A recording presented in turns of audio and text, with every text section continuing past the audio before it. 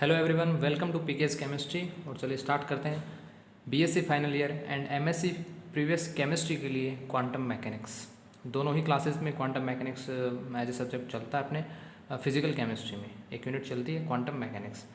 BSc final year में भी अपन quantum mechanics का बेसिक्स पढ़ लेते हैं, और वही क्वांटम मैकेनिक्स थोड़े से एडवांस लेवल पर अपने पास एमएससी फाइनल ईयर में एमएससी प्रीवियस में आती है। एज ए 100 मार्क्स एक पूरी बुक चलती है अपने फिजिकल केमिस्ट्री की, वहाँ पर 20 मार्क्स की एक यूनिट आती है क्वांटम मैकेनिक्स। और इसी टाइप से बीएससी फाइनल ईयर में भी फिजिकल केमिस्ट्री में एक यूनिट क्वांटम मैकेनिक्स होती है। तो अपन बेसिक से स्टार्ट करते हैं। बेसिक से लेकर अपन हायर लेवल तक सारी क्वांटम मैकेनिक्स अपन यहाँ पे सीखेंगे। जनरली जो भी नेट कैट के पर्सपेक्टिव इंपॉर्टेंट है वहाँ तक भी अपन सीखेंगे, लेकिन अपन स्टार्टिंग में सीखेंगे बेसिक क्या है quantum mechanics. Generally quantum mechanics की नीड क्यों पड़ी, कहाँ से क्वांटम मैकेनिक्स जनरेट हुई, वो सब अपन सीखेंगे। पहली बात मैं आपको बता दूं, क्वांटम मैकेनिक्स आपके बीएससी फाइनल ईयर फिजिक्स के स्टूडेंट्स के लिए भी चलती है, और जनरली ये फिजिक्स की ही ब्रांच है क्वांटम मैकेनिक्स। केमिस्ट्री में क्यों यूज हो रहा है इसका, क्योंकि यहाँ अपन जनरली एटम्स के बारे में डिस्कस करते हैं और एटम्स के इंटरनल स्ट्रक्चर्स के बारे में अपन डिस्कशन करते हैं, तो कहीं ना कहीं अपने केमिस्ट्री में भी इसका रोल है। इस वजह से अपन क्वांटम मैकेनिक्स फिजिक्स में पढ़ते हैं और केमिस्ट्री में पढ़ते हैं, लेकिन फिजिक्स में इसका बहुत ज़्यादा यूज होता है। इसके डेरिवेशंस वहाँ पे आपको ज़्यादा मिलते हैं एज ए कम्पेयर केमिस्ट्री में। लेकिन जितने अपने काम की केमिस्ट्री में है क्वांटम मैकेनिक्स, उतनी अपन सारी सीखेंगे। और काफ़ी इसका वेटेज भी काफ़ी अच्छा है कंपटीशन एग्जाम्स में, चाहे फर्स्ट ग्रेड का एग्जाम हो, चाहे आपके लिए नेट गेट का एग्जाम हो। तो चलिए अब अपन स्टार्ट करते हैं quantum mechanics for BSc final year students and MSc previous chemistry students के लिए। ठीक है, क्वांटम मैकेनिक्स जनरली सबसे पहले मैं आपको बता दूं, मैंने बता दिया कि फिजिक्स की क्या है, एक ब्रांच है अपने पास क्वांटम मैकेनिक्स। लेकिन इस ये जो ब्रांच जहाँ से स्टार्ट हुई उससे पहले का क्या बैकग्राउंड है वो भी अपने को पता होना चाहिए। 19th सेंचुरी तक अपने पास जो फिज़िक्स की जो ब्रांचेस थी वो थी क्लासिकल फिज़िक्स थी। वहाँ तक अपन क्लासिकल फिज़िक्स पढ़ते थे। अब ये डाउट मत करना कि केमिस्ट्री चल रही है फिज़िक्स पढ़ा रहे हो, मैंने बोल दिया ये फिज़िक्स की ही ब्रांच है पूरी क्वांटम मैकेनिक्स। तो उसके लिए पहले आपको बैकग्राउंड जानना ज़रूरी होगा कि फिज़िक्स में इससे पहले कैसी ब्रांचेस थी, उनकी क्या कमियां थी, तभी तो जाके अपने को एक नई ब्रांच, एक नए साइंटिस्ट ने एक नई ब्रांच खोजी, उसकी डील की, तो जानना होगा। दूसरी बात, इंग्लिश की अगर आपको दिक्कत है तो मैं साथ में हिंदी वर्डिंग्स कर रहा हूँ। इंग्लिश में जो वर्ड्स मैंने लिखे हुए हैं उनकी मैं हिंदी में वर्डिंग कर रहा हूँ। आपको नोट्स बनाने हैं तो आप उनको हिंदी में लिख लीजिए। ऐसी तो कोई इंग्लिश है भी नहीं है, और अगर आपको एमएससी करने है आगे तो इंग्लिश की तो नीड पड़ेगी, कन्फर्म नीड पड़ेगी, तब भी आपको इंग्लिश के वर्ड सीखने पड़ेंगे। तो अभी सीख लो ना, दिक्कत क्या है। ऐसे इंग्लिश से डरने से क्या होगा। तो इंग्लिश की सिर्फ वर्ड्स लिख रहा हूँ मैं, कोई टोटली इंग्लिश तो बोल भी नहीं रहा हूँ, ना ही कोई टोटली इंग्लिश पढ़ा रहा हूँ मैं, तो दिक्कत नहीं होनी चाहिए आपको ऐसी। और आप वर्ड सीखोगे तो आपका नॉलेज बढ़ेगा। ठीक है, तो चलिए स्टार्ट करते हैं। 19th सेंचुरी तक एक क्लासिकल फिजिक्स पढ़ते थे अपन। ठीक है, उस टाइम में सिर्फ क्लासिकल फिजिक्स ही उसी के जो रूल्स थे, लॉज थे, वही वैलिड थे, जिसको अपन चिरसम्मत भौतिकी भी अपन कहते हैं। ठीक है, इसकी जनरली 3 ब्रांचेस थी उस टाइम में। एक थी क्लासिकल मैकेनिक्स, एक थी थर्मोडायनेमिक्स जिसको अपन उष्मागतिकी भी बोलते हैं, और एक थी इलेक्ट्रोमैग्नेटिज्म जिसको फिजिक्स में क्या बोलते हैं, विद्युत चुंबकत्व। ठीक है, तो ये 3 फिजिक्स की ब्रांचेस थी। ठीक है, क्लासिकल फिजिक्स की ब्रांच थी 19th सेंचुरी तक। देन क्या हुआ, कुछ ऐसे एक्सपेरिमेंट्स हुए जहाँ क्लासिकल फिजिक्स जो थी वो क्या हो गई, फेल हो गई। कुछ ऐसे पॉइंट्स मिले, कुछ ऐसे एक्सपेरिमेंट्स मिले जहाँ क्लासिकल फिजिक्स, इन तीनों के ही रूल्स वहाँ पर नहीं लग रहे थे, इन तीनों के लॉज वहाँ पर फेल थे। तो फेल हो गए तो इसका मतलब कहीं ना कहीं इनमें क्या है, कमियां हैं। वो कमियां कहाँ मिली, कौन से एक्सपेरिमेंट्स में मिली। पहला एक्सपेरिमेंट था when the velocity of objects in very high. जब क्या हो, जो ऑब्जेक्ट्स अपने होते हैं, जो वस्तुएं होती हैं, वो क्या बहुत ज़्यादा हायर वेलोसिटी की हों, बहुत ज़्यादा उच्च वेग की हों। और वो वेग कितना है, 10⁸ मीटर पर सेकेंड। जब वेग कितना हो, 10⁸ मीटर पर सेकेंड वेग हो, तो ऐसी वस्तुओं के लिए अपने पास क्लासिकल फिजिक्स के जो लॉज थे, या जो 3 क्लासिकल फिजिक्स की ब्रांचेस थी, ये तीनों की तीनों ही फेल थी। ये तीनों ही नहीं बता पाई उस वस्तु के बारे में जिसका वेग क्या हो, 10⁸ मीटर प्रति सेकंड का जिसका वेग हो, इतना उच्च वेग हो, ऐसी वस्तुओं के बारे में या उनके अध्ययन के बारे में ये तीनों ही फिजिक्स की ब्रांच वैलिड नहीं रही। सेकंड क्या आता है, सेकंड आता है एटॉमिक रियलम। एटॉमिक रियलम मतलब किसी एटम की इंटरनल स्ट्रक्चर के बारे में भी क्लासिकल फिजिक्स की कोई भी ब्रांच नहीं बता पाई। ठीक है। किसी भी एटम की इंटरनल स्ट्रक्चर, प्रोटॉन, न्यूट्रॉन या फिर और इंटरनल अगर अपन देखें कि उनमें रेडिएशंस कैसे वर्क करती हैं, कैसे उनमें इलेक्ट्रॉन मूवमेंट करते हैं, उनमें आपने वर्ड सुना होगा ऑर्बिटल, कक्षाएं, सेल्स, सब सेल्स, ऑर्बिटल्स, ये सब वर्ड्स कहाँ से आए? ये सभी क्वांटम मैकेनिक्स से ही आए हैं। तो क्वांटम जनरेट हुई उससे पहले जो क्लासिकल फिजिक्स थी, या कहूँ ये क्लासिकल फिजिक्स की जो तीनों ब्रांचेस थी, उन्होंने नहीं बता पाया कि किसी एटम के अंदर कैसी ऑर्बिटल्स होती हैं, इलेक्ट्रॉन कैसे मूवमेंट कर रहे हैं, उन सभी के बारे में, या फिर इलेक्ट्रॉन्स कैसे उत्सर्जित होते हैं, कैसे अवशोषित वगैरह, सब कोई भी ऐसी जो इंटरनल डीपली जो चीज़ें थी, जो बहुत ही सूक्ष्म कण की मैं बात करूँ, एक सिंपल वे में अगर बात करूँ, तो जो क्लासिकल फिजिक्स कहूँ या क्लासिकल मैकेनिक्स कहूँ, ये भारी जो बड़े पार्टिकल्स थे, जो भारी कण थे, उनके लिए वैलिड थी, जिनको अपन आँखों से देख सकते थे। ठीक है। ये उन कणों के बारे में व्याख्या नहीं कर पाई क्लासिकल फिजिक्स, जो बहुत ही सूक्ष्म थे, बहुत, जिनको अपन इनविजिबल थे अगर कहूँ, जो अदृश्य थे, जिनको अपन नहीं देख सकते, जैसे इलेक्ट्रॉन, प्रोटॉन, न्यूट्रॉन, उनको अपन नहीं देख सकते, आँखों से नहीं देख सकते। तो ऐसे पार्टिकल्स के लिए जनरेट हुई क्वांटम मैकेनिक्स। ठीक है। वही कमी थी इस क्लासिकल फिजिक्स की, कि वो किसी एटम की इंटरनल इतने स्ट्रक्चर्स को नहीं बता पाई। ठीक है। तो जो पहली जो कमी यहाँ पे आई थी कि when the velocity of objects in very high velocity, ये जनरली आपको मिलती है थ्योरी ऑफ रिलेटिविटी में।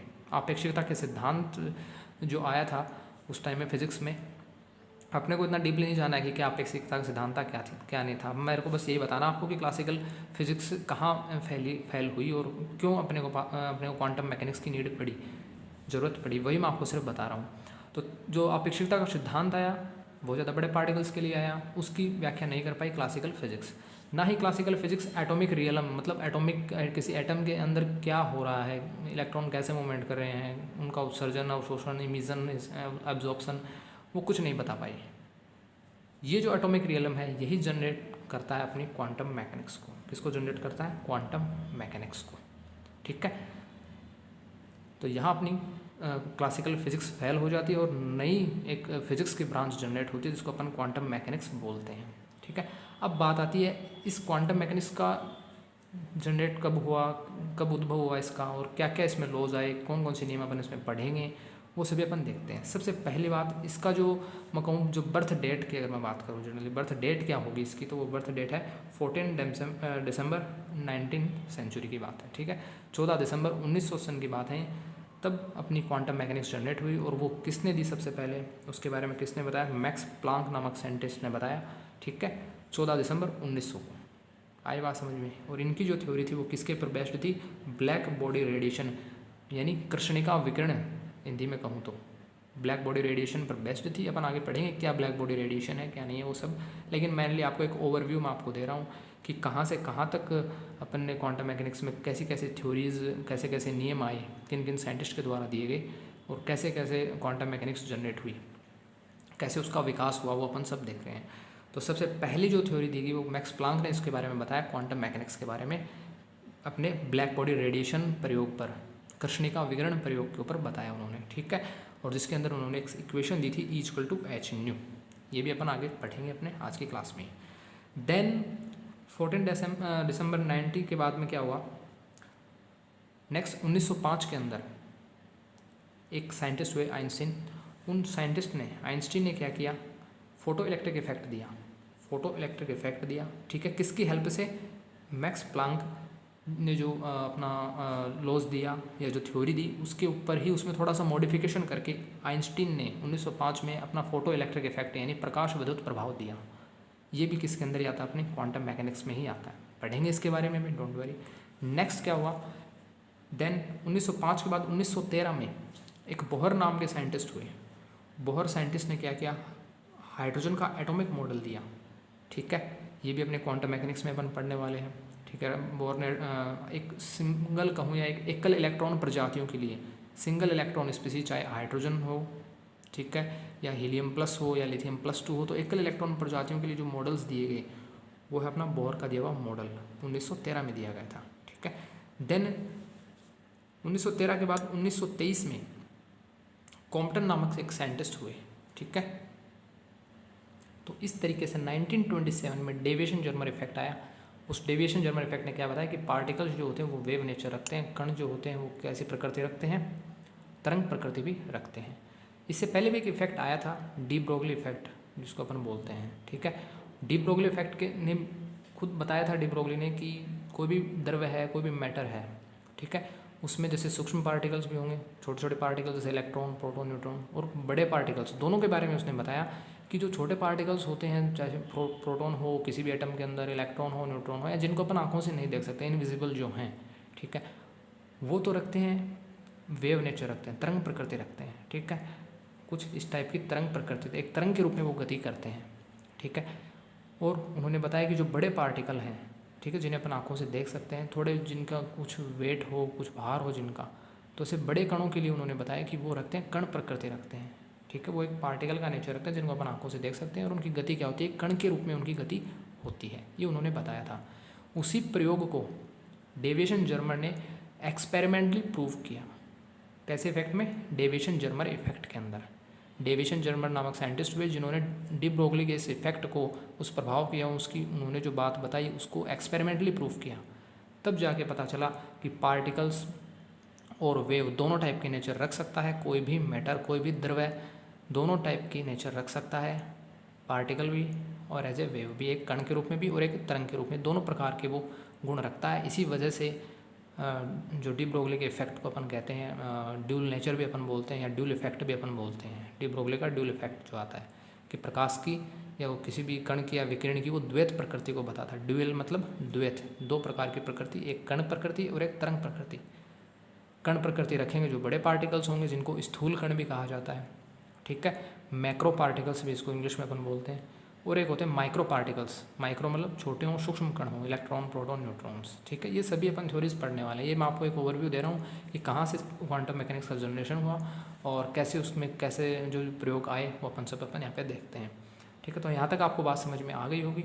ये नॉलेज के लिए आपको पता होना चाहिए क्वांटम मैकेनिक्स क्यों जनरेट हुई, कहाँ से विकास हुआ, कैसे उसमें नियम आए, वो सभी, ठीक है।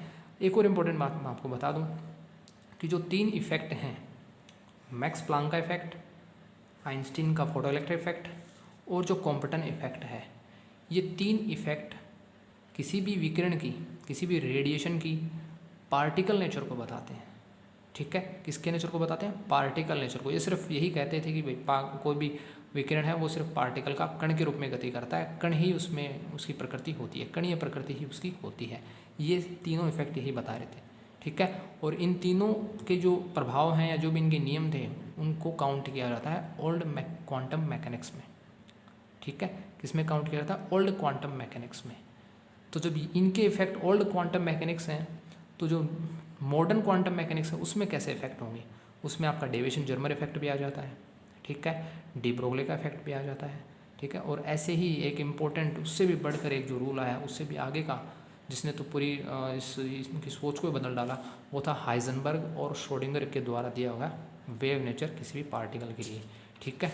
कैसा था? हाइजेनबर्ग ने 1925 में दिया, हाइजेनबर्ग 1925 और श्रोडिंगर 1927। इन्होंने दोनों ने अलग अलग प्रयोग किए अपने अलग अलग तरीके से। हाइजेनबर्ग का अनिश्चितता का सिद्धांत आता है जो आपने 11th-12th लेवल में अपन पढ़ते हैं, ऐसे श्रोडिंगर भी अपन पढ़ चुके होते हैं 11th-12th लेवल पर, लेकिन यहाँ इसके बारे में बहुत डेप्थ में इन्होंने जो भी इक्वेशंस दी, जो भी इनके नियम आए, वो सब अपन डेप्थ में पढ़ने वाले हैं क्वांटम मैकेनिक्स में भी। तो इनकी और इनके सहयोग किसने किया? डिराक नामक साइंटिस्ट था, मैक्स बोर्न नामक साइंटिस्ट था और एक पाउले नामक साइंटिस्ट भी हुए। तो इन सभी के जो भी नियम्स हैं, जो भी रूल्स हैं, वो आते हैं मॉडर्न क्वांटम मैकेनिक्स में, जो बताते हैं किसी कण विकिरण की वेव नेचर को बताते हैं, तरंग प्रकृति को बताते हैं। ये बात ध्यान में रखिएगा। तो जो विकिरण की कण प्रकृति बताते हैं, जैसे बोहर का मॉडल मान लीजिए आप, चाहे आइंस्टीन का मॉडल, प्लांक का मॉडल मान लीजिए, क्वांटम का कॉम्पटन का, ये किसी भी विकिरण की कणीय प्रकृति को बताते हैं और इनके नियम माने जाते हैं ओल्ड क्वांटम मैकेनिक्स के अंदर। इनकी जो भी क्वांटम मैकेनिक्स थी उसको ओल्ड क्वांटम मैकेनिक्स कहा जाता है, जबकि जो हाइजेनबर्ग है, श्रोडिंगर है, या कहूँ डेविएशन जर्मर वाला इफेक्ट है, या डी ब्रोगली है, या फिर ये जो 3 साइंटिस्ट डिराक हैं, मैक्स बोर्न है, पाउली है, इन्होंने जो भी रूल्स दिए, जो भी इन्होंने क्वांटम मैकेनिक्स में अपना योगदान दिया, वो सभी मॉडर्न क्वांटम मैकेनिक्स में माने जाते हैं, आधुनिक क्वांटम सिद्धांत में माने जाते हैं। ये बात ध्यान में रखिएगा, ठीक है। तो ये है अपनी मॉडर्न क्वांटम मैकेनिक्स। और अपन पढ़ने वाले क्या हैं? अपन थोड़ा सा अपन जो ओल्ड क्वांटम मैकेनिक्स है उसके बारे में भी अपन उसके भी रूल्स पढ़ेंगे, और अपन मॉडर्न क्वांटम मैकेनिक्स भी अपन पढ़ेंगे। दोनों ही क्वांटम मैकेनिक्स अपन जनरली पढ़ेंगे। अब सबसे पहला जो रूल आएगा जो अपनी ओल्ड क्वांटम मैकेनिक्स का है, मैंने बता दिया ओल्ड क्वांटम मैकेनिक्स में आपका प्लांक आएगा, प्लांक का रूल आएगा, ठीक है, प्लांक का जो भी कृष्ण का विकिरण नियम है, ठीक है। देन अपन पढ़ेंगे फोटो इलेक्ट्रिक इफेक्ट आइंस्टीन का, वो भी आपका ओल्ड क्वांटम मैकेनिक्स में ही है। और देन अपन पढ़ने वाले हैं कॉम्पटन इफेक्ट, वो भी अपने किस में आता है, ओल्ड क्वांटम मैकेनिक्स में। और इसके बाद अपन बोहर का मॉडल भी पढ़ेंगे। जनरली जो आपके सिलेबस में है केमिस्ट्री के सिलेबस, केमिस्ट्री के पर्सपेक्टिव में अगर बात करूँ, ये नियम दिए गए हैं, इन नियम की डायरेक्ट इक्वेशंस दी हुई हैं। जहाँ डेरिवेशन की नीड होगी वहाँ अपन डेरिवेशन भी करेंगे, डोंट वरी। लेकिन जहाँ डेरिवेशन नहीं है, सिलेबस में डेरिवेशन ही नहीं है, तो अपन उनका डेरिवेशन करेंगे भी नहीं और वो अपने काम के भी नहीं होंगे। तो चलिए अपन स्टार्ट करते हैं प्लांक रेडिएशन लो, प्लांक का विकिरण नियम। प्लांक का विकिरण नियम समझने से पहले मैं आपको क्लासिकल मैकेनिक्स की एक छोटी सी एक स्टोरी है, या कहूँ एक छोटा सा एक्सपेरिमेंट है, वो आपको बताना चाहता हूँ। वो एक्सपेरिमेंट है, देखिए क्लासिकल मैकेनिक्स का मैंने नाम लिया है, चिरसम्मत भौतिकी का एक छोटा सा एक कोई एक्सपेरिमेंट है।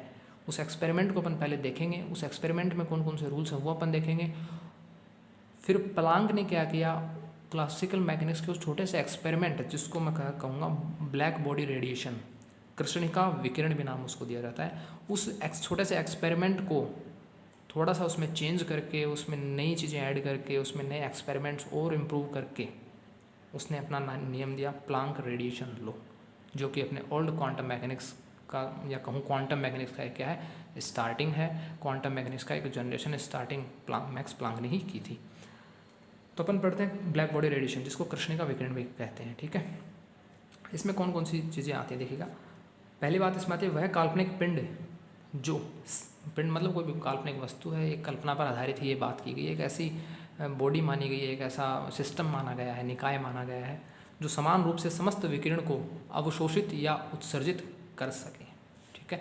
समान रूप से क्या करे, विकिरण को अवशोषित या उत्सर्जित करे, मतलब एक ऐसी काल्पनिक बॉडी होगी, एक ऐसा इमेजिनरी कोई सिस्टम माना गया जिस पर अगर कोई रेडिएशन पड़ती है, जैसे कोई सनलाइट ही जिस पर अगर पड़े तो वो क्या करे, सारी की सारी रेडिएशन को या तो एब्जॉर्ब कर ले, अवशोषित कर ले, या उन सारी रेडिएशन को क्या कर दे, इमिट कर दे, उत्सर्जित कर दे। ये बात ध्यान में रखिएगा। एक ऐसी काल्पनिक बॉडी मानी गई थी क्लासिकल मैकेनिक्स में मैक्सवेल नामक साइंटिस्ट के थ्रू। थोड़ा उसी का डिस्कशन मैं आपको बता रहा हूँ, फिर इसमें अपन इम्प्रूवमेंट करेंगे। देन उन्होंने क्या बताया, ब्लैक बॉडी हमेशा जो कृष्णिका है हमेशा ताप या साम्य में होती है, यानी थर्मली क्या होती है, इक्विलिब्रियम में होती है, उसमें ताप या साम्य बना रहता है, उसमें टेम्परेचर में कोई चेंजमेंट नहीं होता है, ये भी उन्होंने माना।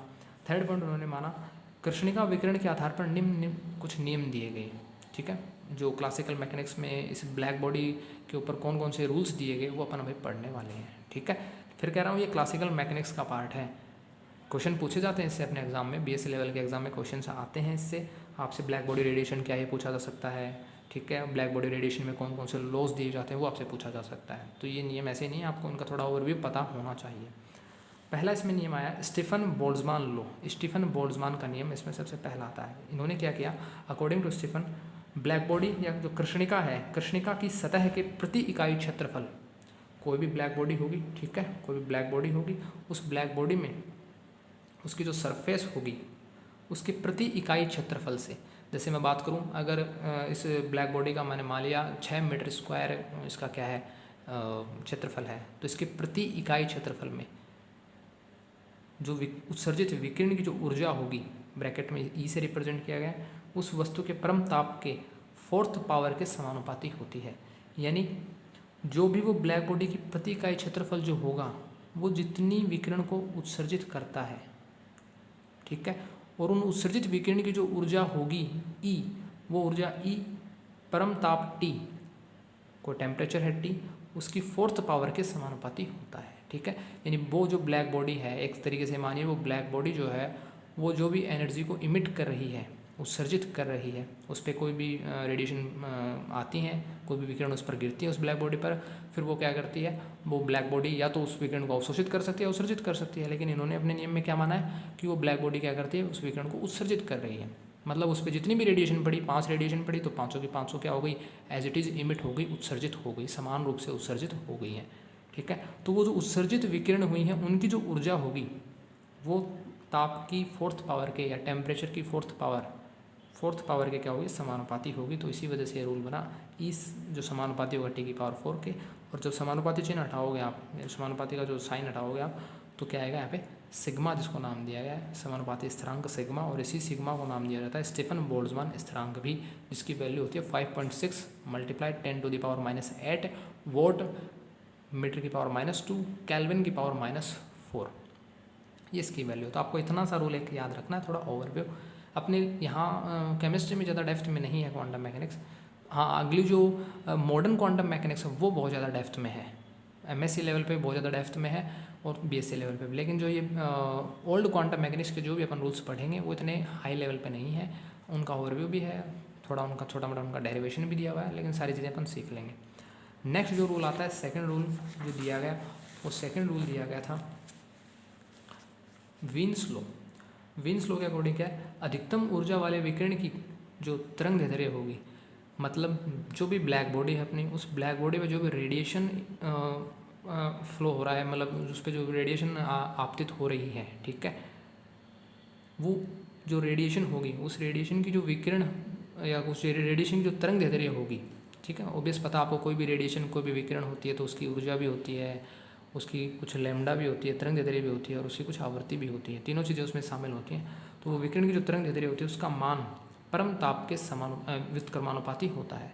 परम ताप के क्या होता है, व्युत्क्रमानुपाती होता है। ये इसका क्या है, स्टेटस है। जो भी वीन नियम है उसने ये नियम दिया कि जो भी आपके पास रेडिएशन, देखिए कोई भी ब्लैक बॉडी है उस पर सपोज कीजिए कोई भी 5 रेडिएशन अप्लाई हो रही हैं, ठीक है, किसी भी सोर्स से, किसी भी स्रोत से उस ब्लैक बॉडी पर, उस कृष्णिका पर विकिरणें आपतित हो रही हैं।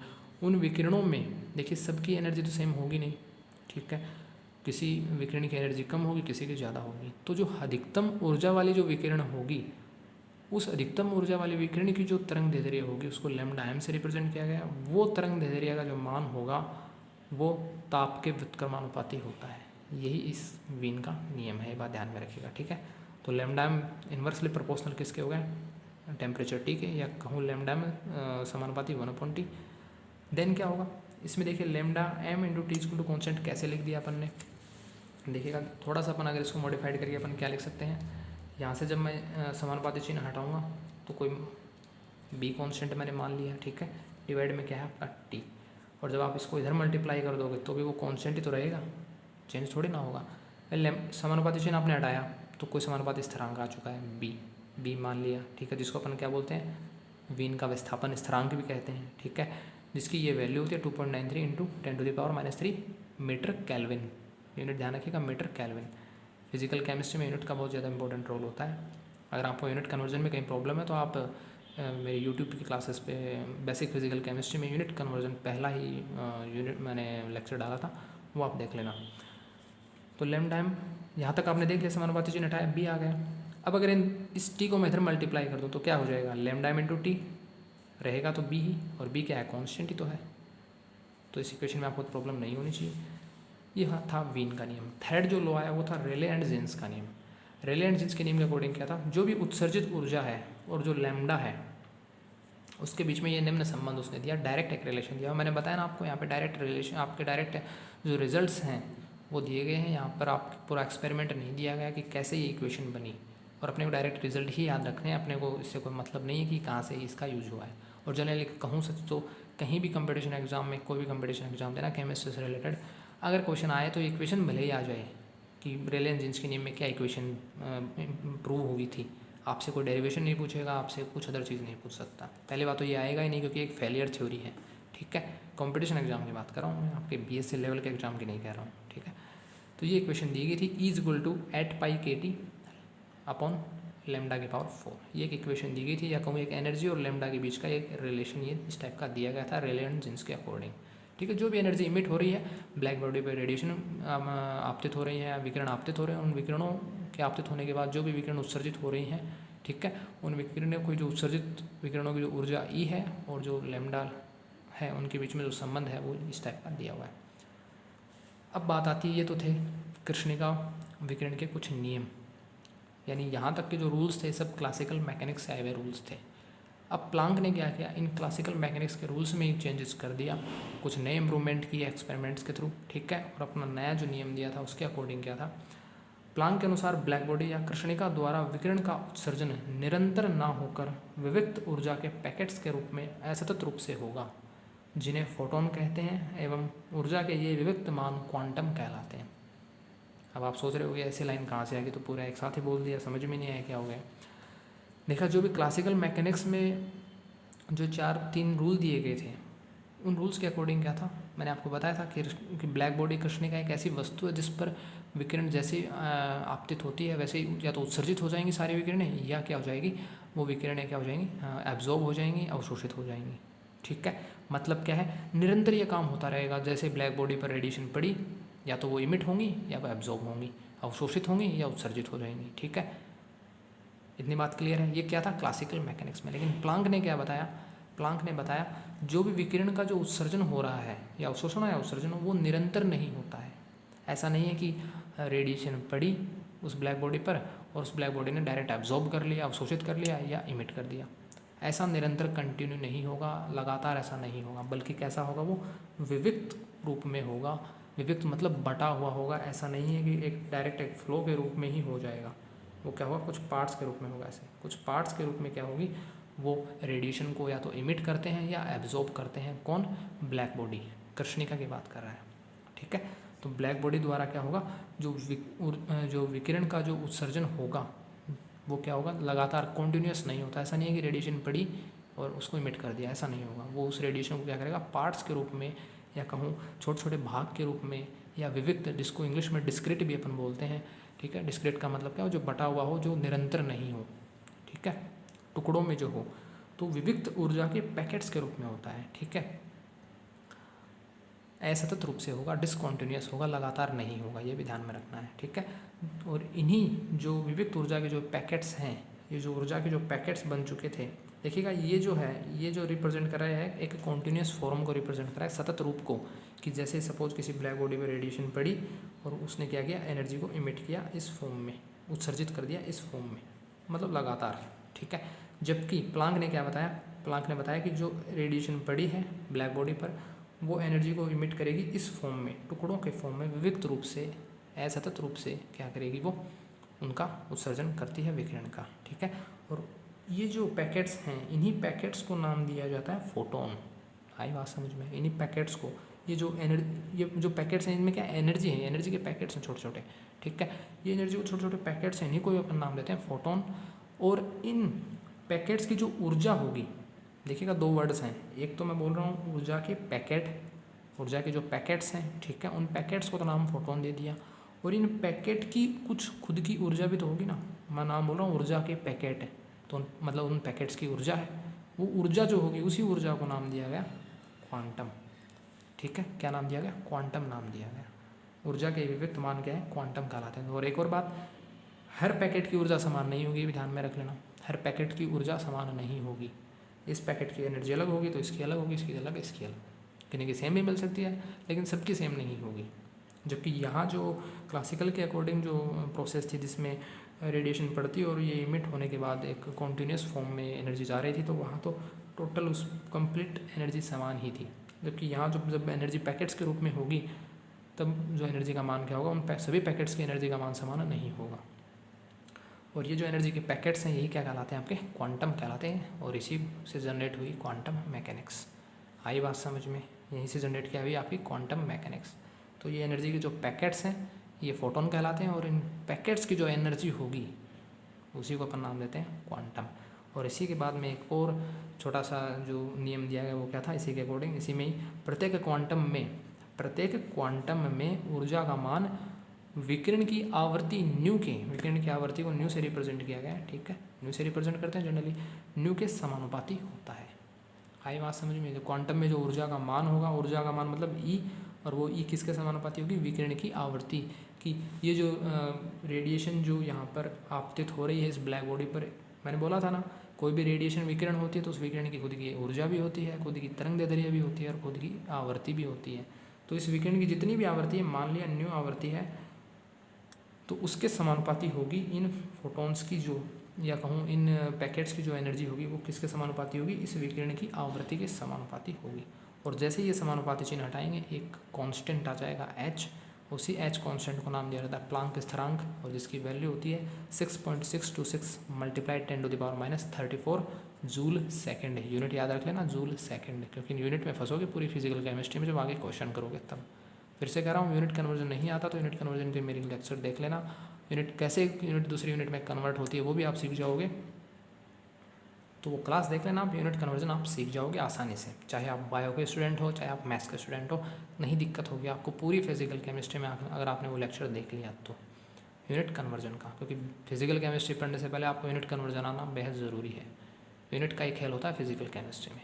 चलिए अपन नेक्स्ट बात करते हैं इसमें और क्या क्या नई बातें दी गई। देखिए यहाँ जो एनर्जी दी गई है, ये एनर्जी दी गई एक फोटोन के लिए।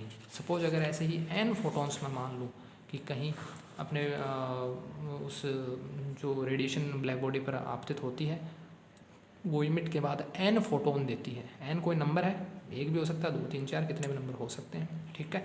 तब उन n फोटोन की ऊर्जा कितनी हो जाएगी, NH न्यू हो जाएगी। भाई एक फोटोन की ऊर्जा h न्यू है तो 2 फोटोन की ऊर्जा 2h न्यू, 3 फोटोन की ऊर्जा 3h न्यू, ऐसे ही n फोटोन की ऊर्जा कितनी हो जाएगी, NH न्यू, ठीक है। n जहाँ क्या है नंबर है 0 1 2 3, अगर n का मान 0 रख दोगे तो एनर्जी भी 0 हो जाएगी। n का मान 0 रखने का मतलब क्या है कि वहाँ पर फोटोन्स 0 हैं, जब फोटोन ही 0 हैं तो उसका मतलब एनर्जी कहाँ से होगी, फोटोन भी तो होने चाहिए, तभी तो उनकी एनर्जी अपन काउंट करेंगे।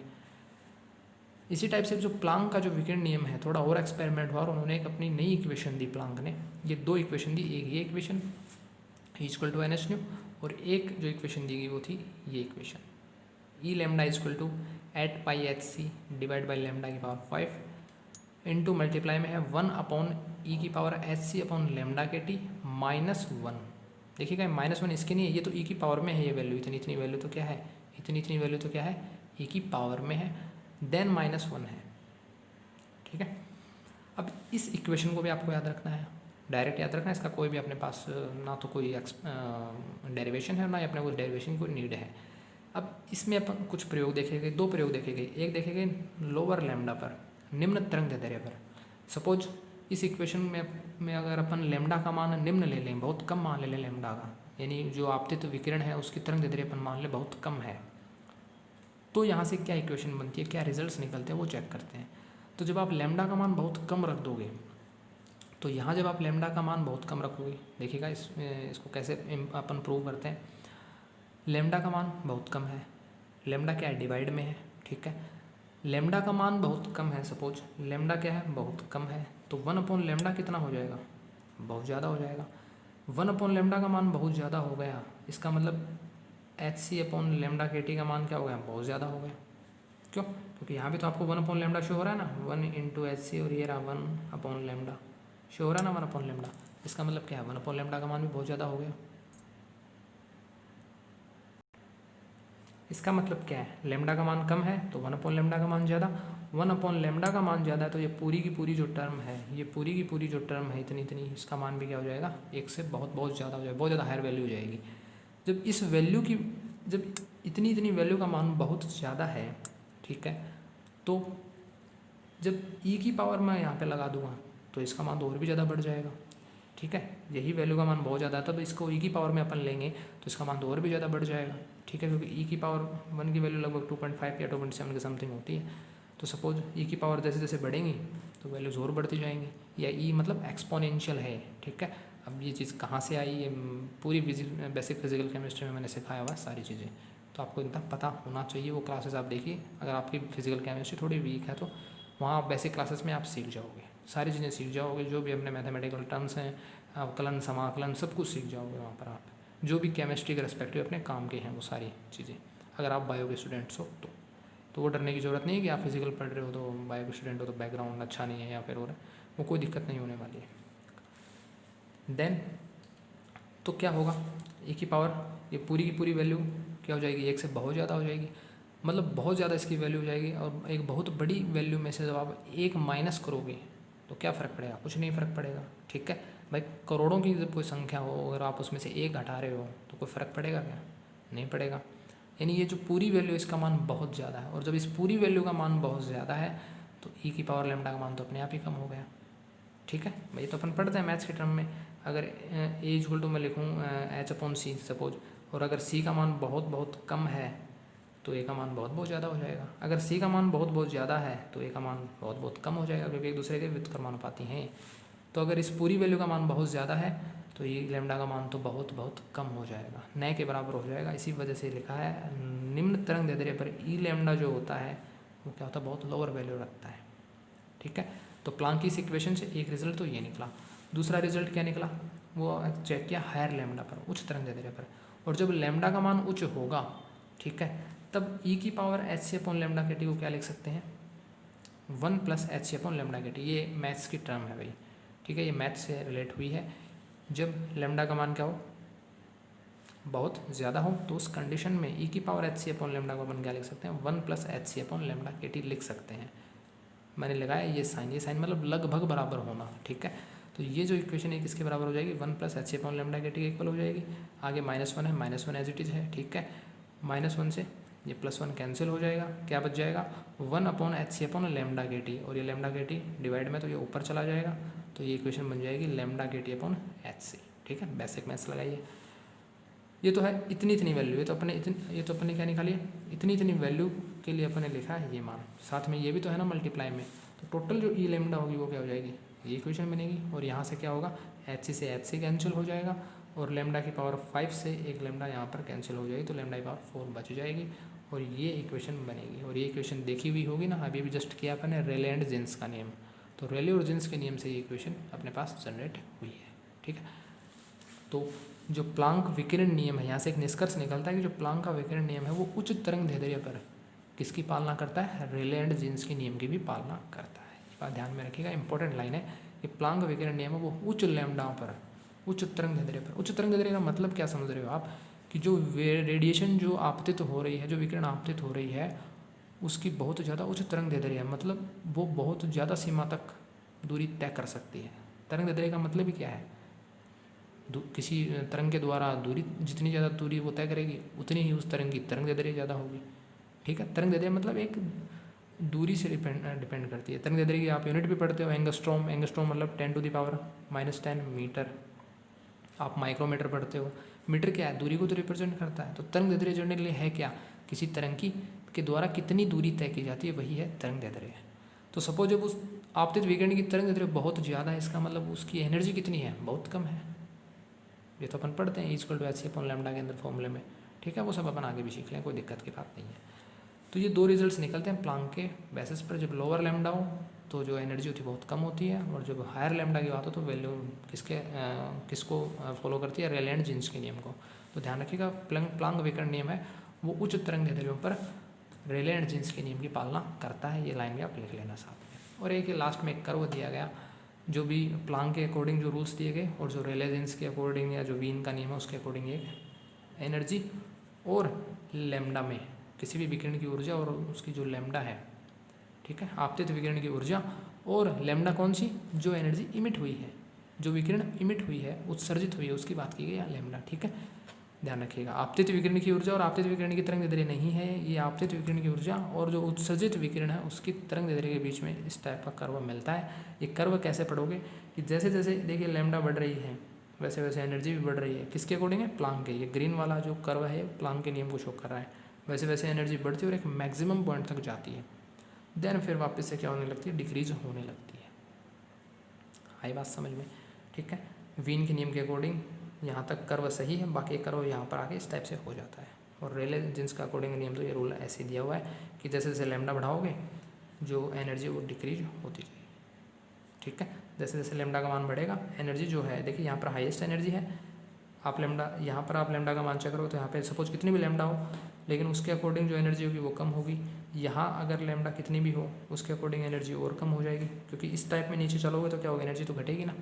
यहाँ ऊपर बढ़ोगे तभी तो एनर्जी बढ़ेगी। तो ग्राफ को पढ़ना भी आना चाहिए आपको, बाकी ग्राफ एक नॉर्मल आप याद रख लेना इसको।